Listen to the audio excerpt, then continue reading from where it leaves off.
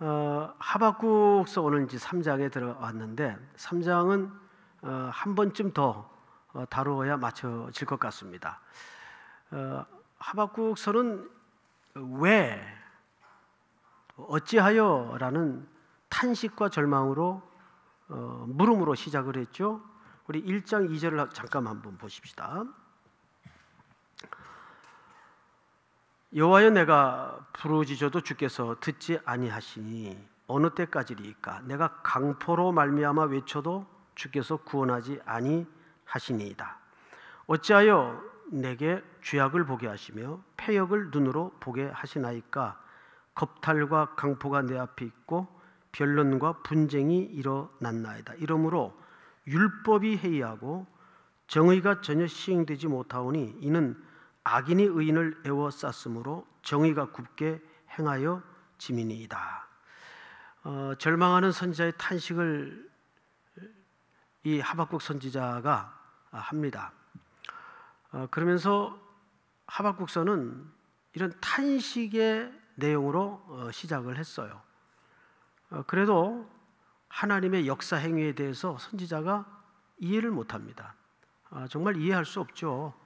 하나님의 택한 백성이면 어떻게 가장 무서운 바벨론 군대 갈대아인을 들어서 우리를 역사의 풀무에 던질 수 있겠습니까? 이러고 항변을 하다가 선지자가 마음을 고쳐먹고 그러면 하나님 이야기 좀 들어봅시다 해서 내가 성루에 서보겠습니다. 2장 1절엔 그렇게 시작이 되죠. 내가 내 파수하는 곳에 서며 성루에 서리라. 그가 내게 무엇이라 말씀하실는지 대답하실는지 보리라 하였더니, 이렇게 이제 성루에서 하나님의 말씀을 받게 되는데, 오늘 3장 1절에 보면 시기 온옷에 맞춘 선지자 하박국의 기도라. 그러니까 이 내용은 무슨 뜻인가 하면, 시기 온옷이라는 말은 음악의 장르를 얘기합니다. 뭐 예를 들면 빠른 템포로 느린 템포로 이런 것을 표현하는 하나의 음악 기호입니다. 제가 그 중학교 때 담임 선생님이 음악 선생님이셨어요. 베토벤처럼 머리를 웨이브를 아주 길게 해서 그 당시로는 굉장히 파격적으로 하고 다니던 분이었는데, 이분이 독특한 대로 반 이름도 학교 그 흐름과 상관없이 반 이름도 바꿨어요. 원래 3학년 1반, 2반 이렇게 반이 되는데 저희 반만 돌체 반으로 바꿨어요. 돌체 반. 돌체가 무슨 뜻인지 알죠? 음악 하시는 분들은. 돌체는 돌들만 모여있다 그 말이 아니고 그 부드럽고 아름답게, 이게 돌체라는 의미인데 반 이름을 그렇게 바꿔버리더라고요. 시작하자마자. 제가 돌체반 출신입니다. 돌체반. 근데 오늘 이 시기 온옷이라는 말은 무슨 뜻인가 하면 두 가지 그 음악 의미가 담겨져 있습니다. 첫째가 강렬하게, 그러니까 격렬하게 그 뜻이에요. 그리고 두 번째는 빠르게, 비트가 아주 빠른 음악이다 그 말이에요. 그리고 이것을 어느 악기에다 맞췄는가 하면 우리 3장 끝에 한번 보세요. 마지막 절에 이 노래는 지휘하는 사람을 위하여 내 수금에 맞춘 것이니라. 어디에 맞췄다고 되어 있죠? 수금. 자, 수금 어떻게 생겼는지 혹시 아세요? 자막 한번 보세요. 이렇게 생겼어요. 모양이 조금씩 다르긴 한데 그래도 그 고대 수금의 원형을 좀 잘 표현한 그림입니다. 이것은 이렇게 켜는 악기가 아니라 이 뜯는 악기입니다. 이 악기에 시기 온옷에 맞춘 기도문을 노래로 표현한 겁니다. 자, 이제 그림을 좀 걷어 주셔도 되겠어요. 자, 보통 히브리 사람들은 성전에서 하나님을 예배할 때 부르는 모든 노래는 두 가지 특징이 있습니다. 음이 낮아요.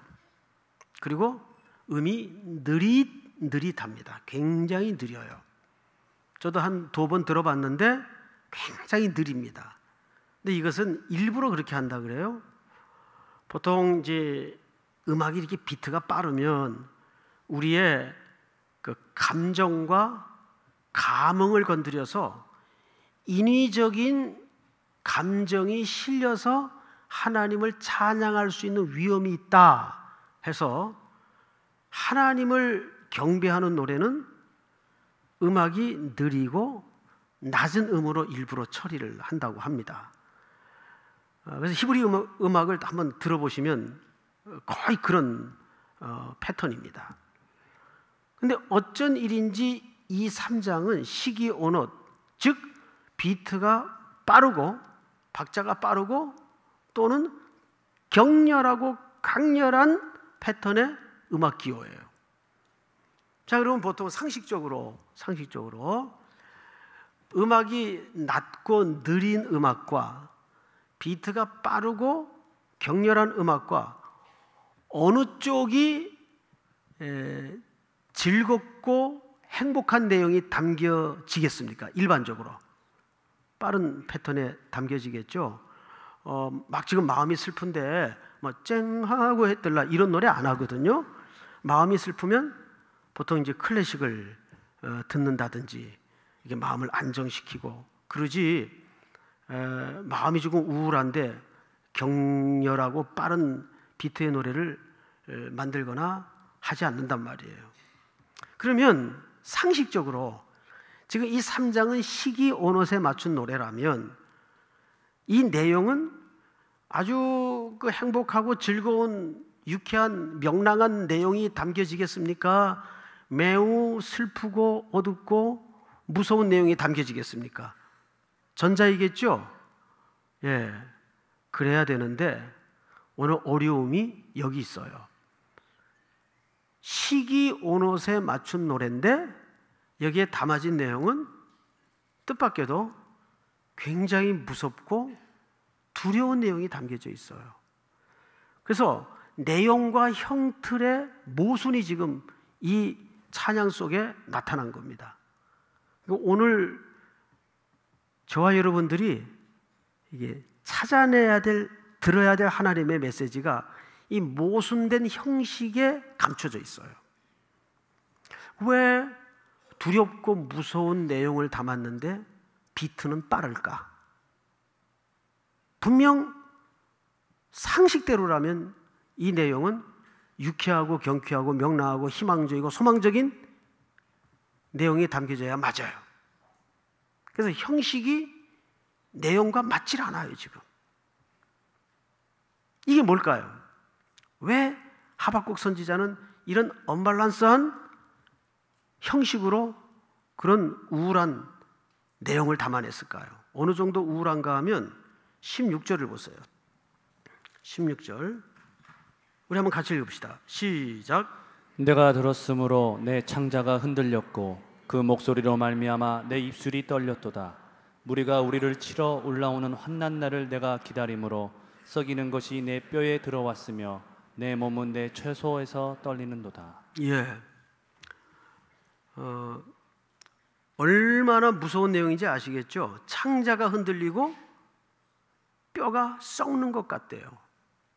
근데 음악의 장르는 느릿느릿한 우울하고도 무서움을 잘 표현하는 음악의 색깔이 아니라 즐거울 때, 희망적일 때 쓰는 비트가 빠른 음악의 틀로 이 내용을 담아냈다는 말이에요.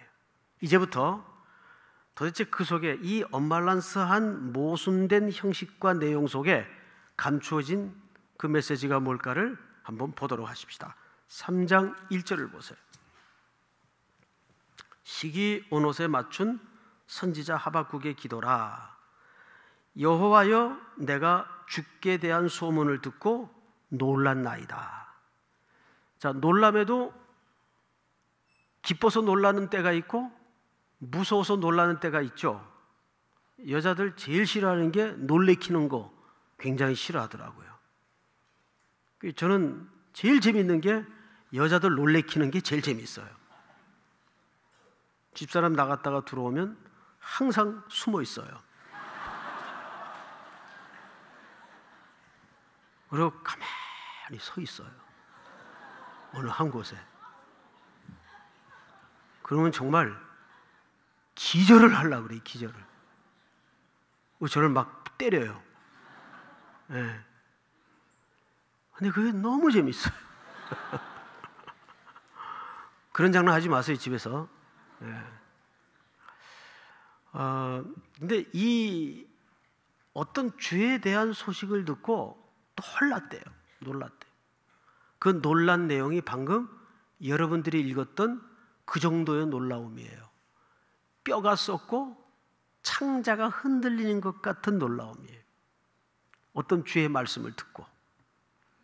근데 그 내용이 바로 바벨론 군대가 쳐들어와서 이 백성이 혹독한 역사의 고난과 풀무 속에 던져질 것이라는 재앙의 소식이에요. 점점 더 알 수가 없죠? 점점 내용은 미궁으로 빠지는 것 같죠? 성경을 좀 보십시다. 2절. 여호와여, 내가 주께 대한 소문을 듣고 놀랐나이다. 여호와여, 주는 주의 일을 수년 내에 부응하게 하옵소서. 앞을 보세요. 이제 여기에서 그 선지자가 그 정도의 창자가 흔들리고 뼈가 썩는 놀라움을 경험하면서도 그가 이 시기 온옷에 맞춘 노래를 할 수 있었던 비밀이 서서히 열어집니다. 자, 여러분, 지금까지 하박국서를 쭉 읽어오다 보면 이 하박국 선지자는 우리 일반인들과 똑같이 어떤 패턴에 무너져 있었어요. 뭐냐 하면 분명 하나님이 달려가면서도 읽을 수 있도록 써서 이 재앙에 대한 소문을 전하라 그랬어요. 1장에서.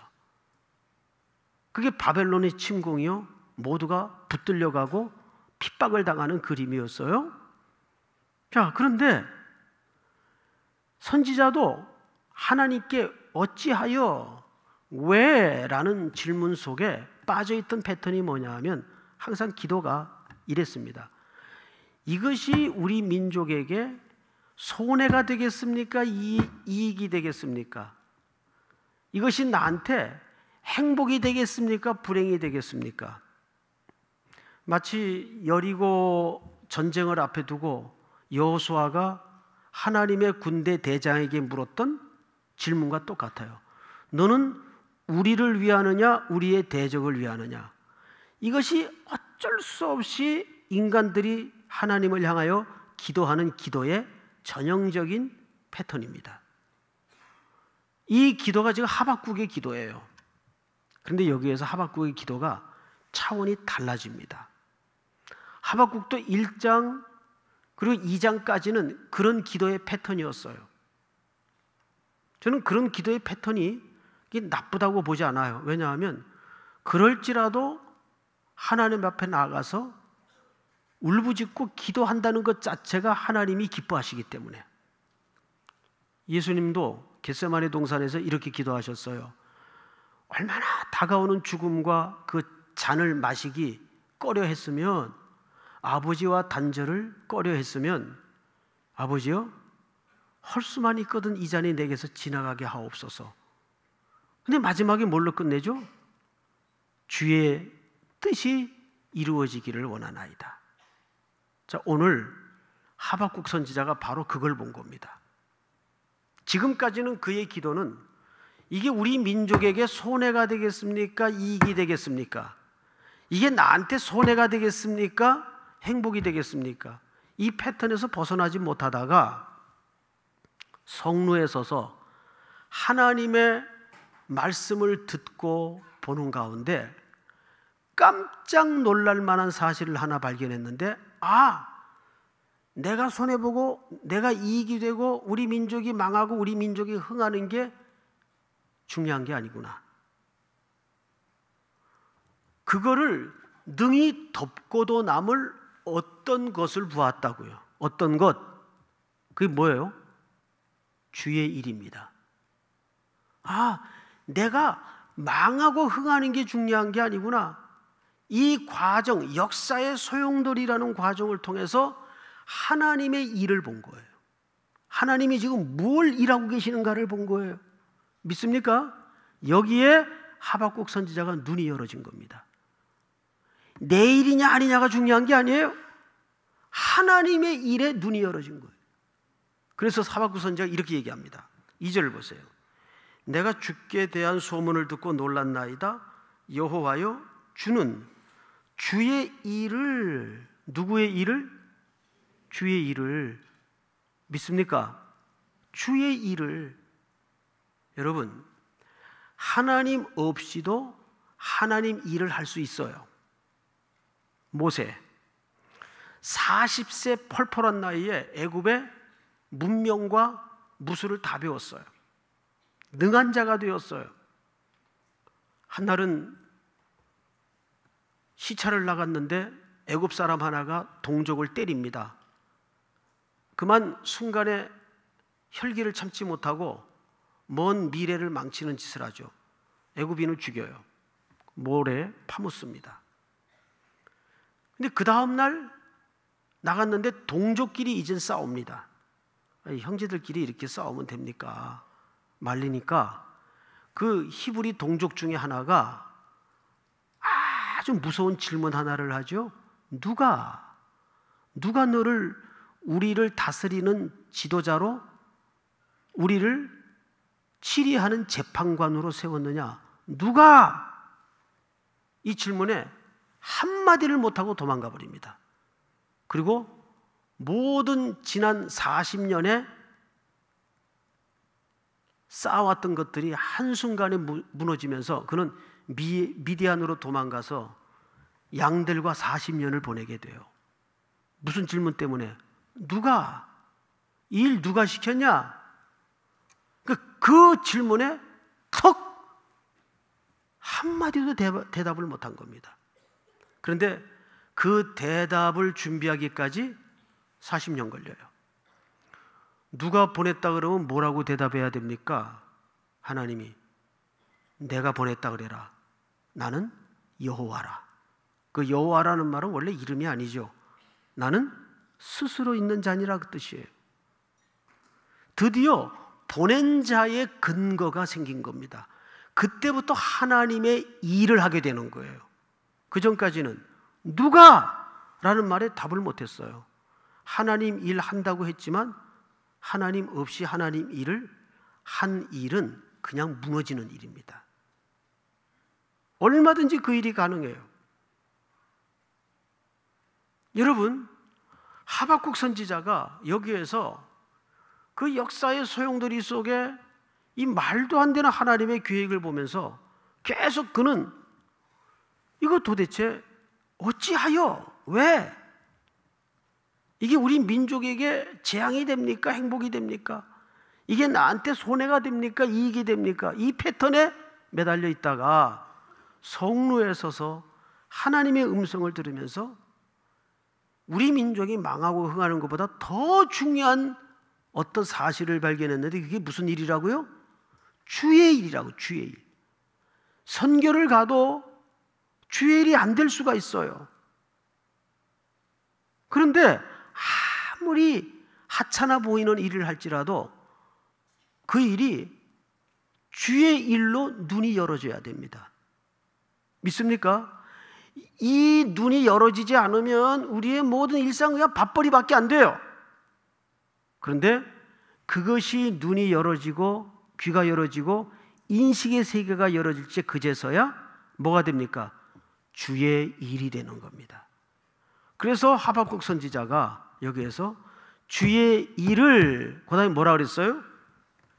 이 수년 내에 뭐하게 하옵소서, 부흥케 하옵소서. 자, 저를 보세요. 여러분, 부흥이라는 두 글자를, 한 단어를 여러분들은 생각하면 제일 먼저 떠오르는 첫 번째 이미지가 뭐예요? 부흥. 집회를 가보면 웬만한 교회는 이 양대 그 기둥에, 강대상에 수년 내에 부흥케 하옵소서 이 구절이 다 붙어 있어요. 그런데 그 앞에 주의 일을 요 단어 붙어 있는 교회가 많지 않아요. 자, 도대체 한국교회가 수년 내에 부흥케 해달라는 말이 뭘까요? 그건 확장을 얘기합니다. 크기를 얘기합니다. 양을 얘기합니다. 여러분, 죄송하게도 창세기부터 계시록까지 성경은 어디에서도 부흥을 숫자로, 크기로, 양으로 생각한, 기록한 대목은 없습니다. 그럼 부흥은 뭐냐? 이 부흥이라는 말은 네 가지 개념을 드러내는데 그 첫 번째 가장 정확한 개념이, 부흥이라는 말은 다시 살리다라는 뜻입니다. 그러니까 이것은 수동태로 돼 있어요. 그러니까 죽었는데 자기가 어떻게 살아요? 다시 사는 게 아니라 부흥은 다시 살리는 겁니다. 누가? 그래서 부흥의 주체는 하나님이에요. 인간의 인위적인 노력과 무브먼트와 무슨 그 운동이 아니에요. 성령 운동 이런 말 정확한 표현이 아닙니다. 성령은 우리가 운동한다고 해서 움직여지는 분이 아니에요. 하나님의 일은 인간이 운동한다고 해서 만들어지는 게 아니에요. 그분은 홀로 충족하시고 자유로우신 분입니다. 그래서 부흥의 주체는 하나님이세요. 그분이 살려야 돼요. 그 부흥의 첫 번째 가장 정확한 개념은 하나님이 다시 살리는 겁니다. 믿습니까? 이게 다시 사는 게 부흥이에요. 그리고 나서 두 번째는 보존하다, 깨끗이 하다, 회복해서 바로잡다. 이것이 부흥이라는 히브리 말에 담겨진 종합적인 하나의 개념입니다. 다시 살려서, 보존해서, 깨끗이 하여, 회복해서 바로잡는 걸 얘기합니다. 그런 의미에서 우리 한국교회가 보편적으로 인식하는 부흥은 그 그림 자체가 대단히 왜곡되어 있고 잘못되어 있어요. 자, 그렇다면 우리는 여기서 또 하나 숨을 고르고 생각해봐야 될 게 하나 있어요. 뭐냐면 우리 선교 1세대들이 후배들에게 남겨준 신앙의 좋은 유산이 굉장히 많습니다. 그 중에 가장 아쉽고 잃어버린 게 부흥회입니다. 이 부흥회라는 말은 오늘날 많이 왜곡되어 있죠. 예를 들어서 목적형 부흥회가 많습니다.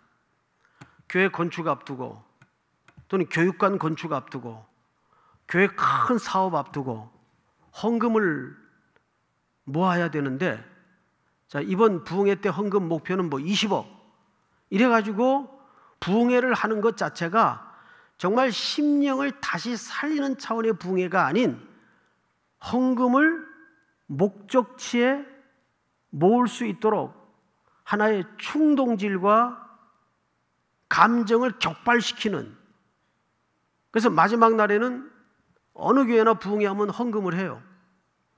불 싹 어둡게 해놓고 음악 막 슬픈 음악 깔아놓고 멘트가 아주 달고 다른 멘트가 나와요. 사랑하는 성도 여러분 뭐 그러면서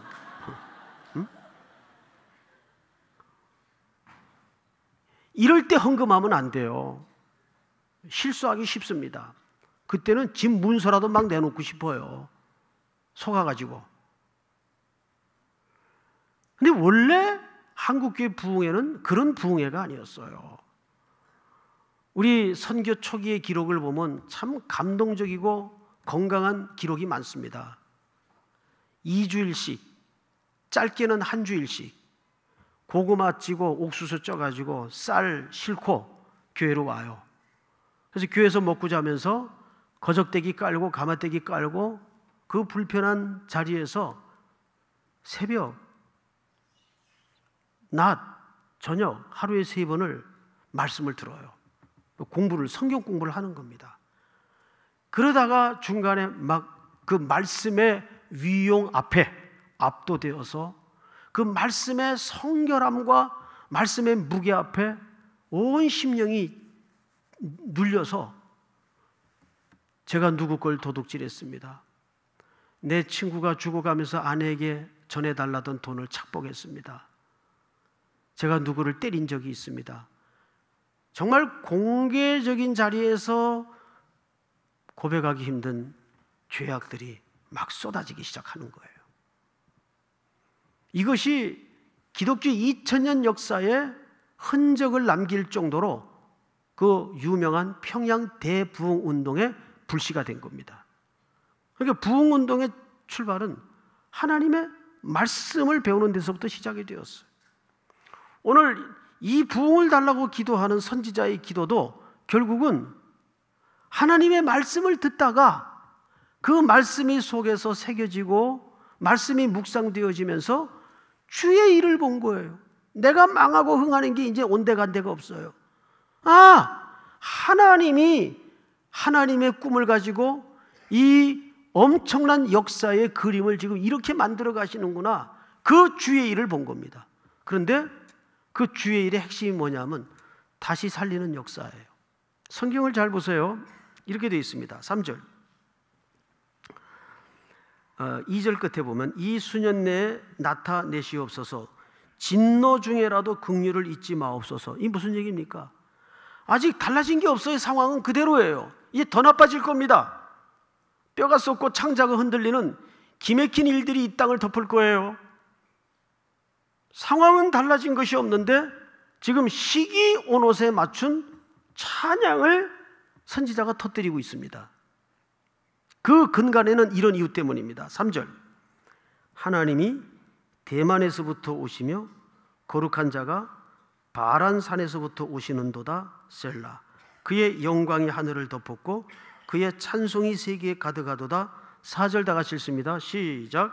그의 광명이 햇빛 같고 광선이 그의 손에서 나오니 그의 권능이 그 속에 감추어졌도다. 광명과 광선은 치료하는 광선을 얘기합니다. 예수님이 이 땅에 누구로 오세요? 치료자로 오십니다. 병든 땅, 공고한 땅, 황폐한 땅을 고치기 위해서 치료하는 광선으로 빛으로 이 땅에 오세요. 자, 그런데 여기 우리가 알 수 없는 지명 두 개가 등장을 하는데 3절을 보시면 하나님이 어디서부터 오시죠? 대만에서부터 오시며, 우리 선교지 거기 아니에요. 또 거룩한 자가 어디서부터 오시죠? 바란산에서부터 오시는도다. 자, 앞을 보십시다. 이것은 뭘 얘기할까요? 대만은 무엇고 바란은 뭘까요? 고고학자들이 이 지명이 오늘날 어디인가를 밝히기 위해서 굉장히 자료를 찾고 노력을 했는데 이거다라고 명확히 답이 나오질 않아요. 아직도. 그런데 하나는 합의가 되었어요. 그게 뭐냐면 이 지명과 이 코스는 정확하게 팔레스타인을 중심으로 남쪽을 얘기하는데, 즉 히브리 노예들이 홍해를 건너서 이 팔레스타인 땅까지 올 때의 코스를 얘기합니다. 그 지역을 얘기하는 거예요. 사실은. 그러니까 이것은 하나님의 구원 역사를 얘기하는 겁니다. 출애굽 여정의 구원 역사에서 가장 큰 주제가 유월절 어린 양입니다. 그 어린 양의 죽음으로 이 땅에 구원의 역사가 이루어지고 드디어는 그 구원이 우리에게까지 임하여 예수 그리스도의 치료하는 광선을 받게 되었어요. 그러니까 하박국 선지자가 다가올 재앙을 뒤덮고도 남을 메시아의 비전을 본 거예요. 우리 민족의 잠깐의 환난과 바벨론을 인한 재앙을 통해서 우리가 이런 어려움을 겪게 되지만 그 속에서 하나님이 온 역사와 민족에게 구원의 계획을 갖고 계시는구나. 반드시 우리를 다시 살릴 것이다. 이 구원의 메시아의 구원의 눈이 열어진 거예요. 사랑하는 성도 여러분, 저 미국에 가면 히피족 출신 목사님이 한 분 계세요. 이분은 마약도 했고 참 험악한 청년의 날을 보냈어요. 이젠 집에서도 학교에서도 친척들이 다 내놨어요. 얘는 안 된다, 얘는 틀렸다 할 때 어느 형제의 손길로 어느 집회에 예배에 참석을 하게 된 겁니다. 근데 그날 초청받아 강단에 선 목사님은 이름도 알 수 없는 저 전라도 어느 시골에서 오신 무명의 허름한 목사님이 서신 겁니다. 그런 상태에서 예배에 앉았는데 무슨 말씀이 들어오겠어요? 하나도 귀에 안 들어오는데 이 강사 목사님이 말도 안 되는 얘기를 한 그 말도 안 되는 얘기 딱 하나가 생각이 나더래요. 그것이 심장 한복판에 비수로 박혀서 이 히피족 청년이 그리스도께로 돌아오는 중요한 동기가 됩니다. 지금부터 그 어느 전라도 목사님의 말도 안 되는 이야기를 여러분들에게 그대로 전달을 해보겠습니다. 어느 집에 병아리를 키웠는데 이 병아리 한 마리가 시름시름 병이 들어 죽게 된 겁니다. 누가 그러더래요. 이 병든 병아리를 살리는 방법은 동료 병아리 하나를 잡아다가 구워서 먹이면 살아난다는 이야기를 듣고 정말 주인이 이 병아리 하나를 살리기 위해서 동료 병아리 하나를 잡아다가 구워서 그 죽어가는 병아리를 먹였답니다. 그랬더니 이 병아리가 살았더래요. 그러면서 이 전라도에서 오신 목사님이 교인들에게 이 얘기를 하면서 이렇게 물었습니다. 여러분, 이게 말이 된다고 생각하십니까? 그럼 교인들이 뭐라고 대답했겠어요? 여러분들 같으면. 따라서 합니다. 말도 안 됩니다. 지금부터 제가 그대로 할 테니까 여러분들은 그냥 말도 안 됩니다만 하면 돼요. 전부 다 똑같이. 두 번째, 집에 병아리가 한 마리 시름시름 죽어가고 있었습니다. 주인이 이 병아리를 살리기 위해서 어미닭을 잡아 먹이면 낫는다는 이야기를 듣고 어미닭을 잡아다가 병들어 죽어가는 병아리에게 먹였습니다.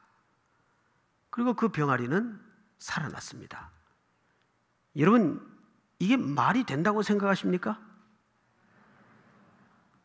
말도 안 되죠.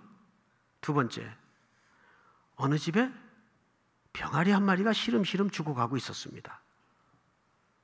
그런데 누가 그 집에 키우던 애완견 개 하나를 잡아다가 먹이면 병아리가 살아난다는 이야기를 듣고 개를 잡아다가 병아리에게 먹여 병아리를 살렸답니다.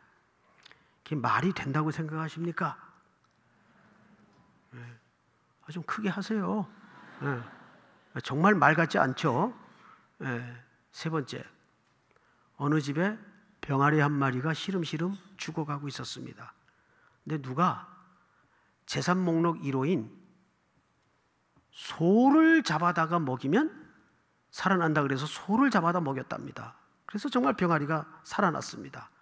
여러분, 이게 말이 된다고 생각하십니까?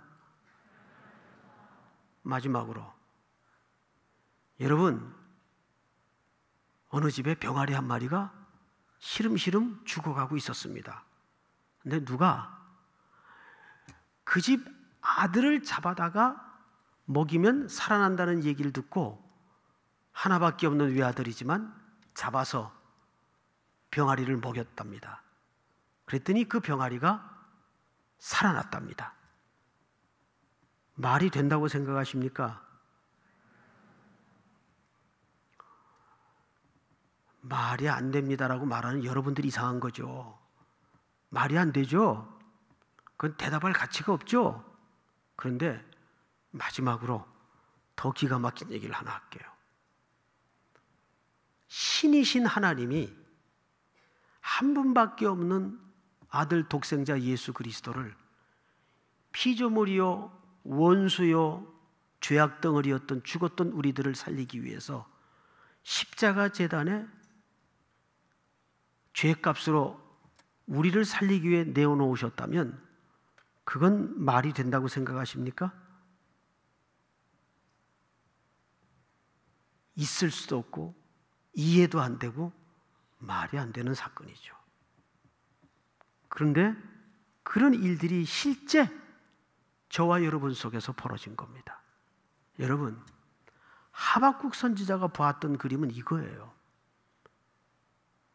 하박국 선지자가 하나님의 말씀과 언약과 약속을 통해 만지고 보았던 실체는 바로 이 십자가의 사건이었습니다. 믿습니까? 이거를 보면서 하박국 선지자는 창자가 흔들리고 뼈가 썩는 기가 막힌 재앙이 들어오면서도 그거를 감히 뒤덮고 넘어설 수 있었던 구원의 환희를 만난 거예요. 그래서 시기온옷에 맞춘 노래를 하지 않을 수가 없었던 겁니다. 믿습니까? 이 영광에 눈이 열어질 때 우리는 이 땅에 벌어지고 있는 수많은 자잘한 고난들, 그거를 넘어설 수 있는 찬양자로 설 수가 있는 거예요. 믿습니까? 오늘도 이 고백이 동해 땅을 향해서, 영덕, 울진, 미얀마, 몽골, 캄보디아를 향해서 계속 이어지고 전달될 수 있기를 주의 이름으로 축복합니다. 우리 다 일어나십시다. 내 손을 주께 높이 듭니다. 찬양 받으실 주님, 하박국 선지자가 보았던 그 구원의 희열을 오늘도 이 찬양 속에서 만나기를 원합니다.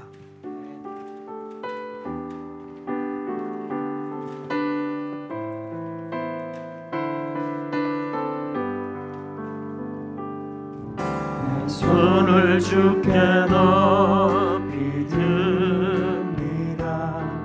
내 찬양 받으실 주님, 내 맘을 주께 활짝 엽니다. 내 찬양 받으실 주님, 슬픔 대신이라도 제 대신 화관을, 근심 대신 찬송을, 찬송의 옷을 주셨네. 내 손을 주께 높이 듭니다. 내 손을 주께 높이 듭니다. 내 찬양 받으실 주님, 내 맘을 주께 활짝 엽니다. 내 찬양 받으실 주님, 내 손을 주께 듭니다. 내 손을 주께 높이 듭니다. 내 찬양 받으실 주님, 내 맘을 주께 활짝 엽니다. 내 찬양 받으실 주님, 슬픔 대신 희락을, 슬픔 대신 희락을, 제 대신 화관을, 근심 대신 찬송을, 찬송의 옷을 주셨네. 내 손을 주께 높이 듭니다. 내 손을 주께 높이 듭니다. 내 찬양 받으실 주님, 내 맘을 주께 활짝 엽니다. 내 찬양 받으실 주님. 사랑하는 성도 여러분, 서신 채로 우리 눈을 감고 이렇게 기도합시다. 하나님, 나에게 부흥을 주시옵소서. 내가 먼저 다시 살지 않으면 교회도 민족도 살 수가 없습니다. 언제나 부흥은 집단이나 운동으로 시작되는 게 아닙니다. 나 한 사람으로부터. 여기가 부흥의 진원지가 되게 하여 주시옵소서. 우리를 다시 살려주시옵소서. 하나님의 구원의 약속을 믿습니다. 선지자는 무섭게 다가오는 바벨론의 군대보다도 그것을 압도할 수 있는 하나님의 구원의 눈이 열어지자, 주의 일의 눈이 열어지자 그는 격렬하게 찬양하지 않을 수가 없었습니다. 오늘 그 찬양이 우리 속에 회복되게 하시고 그 노래가 우리 속에 회복될 수 있도록 은혜를 주시옵소서. 우리 주여 부른다면 손내어 기도합니다. 주여,